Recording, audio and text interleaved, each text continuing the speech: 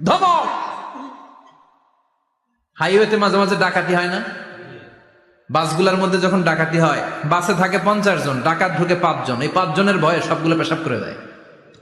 কারণ ত্রাস সৃষ্টি করে, এসেই চাইনিজ কুড়াল দিয়ে আগে কোবায় দেয় 4-5 জনের। রক্ত দেখে কি দেওয়ার সব আগে রেডি করে রাখে।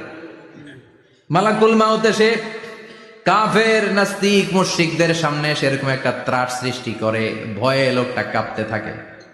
ওর কাছে ভদ্র ভাষায় কথা বলে না, সুন্দর জামা পরে আসে না, কালো কুচকুচে চেহারা, ভয়ঙ্কর একটা রূপ নিয়ে, আকৃতি নিয়ে ইসলাম বিরোধীদের মাথার সামনে আসে, দুর্গন্ধযুক্ত চেহারার দেহ নিয়ে ধমক দিয়ে বলে, ও পাপাত্তা, ইয়া আইয়াতুহান নাফসুল খাবিসা উখরুজি ইলা গাদাবিল্লাহ, হে পাপাত্তা, আল্লাহর রাগ, ক্রোধ আর গজবের দিকে বের হয়ে আয়।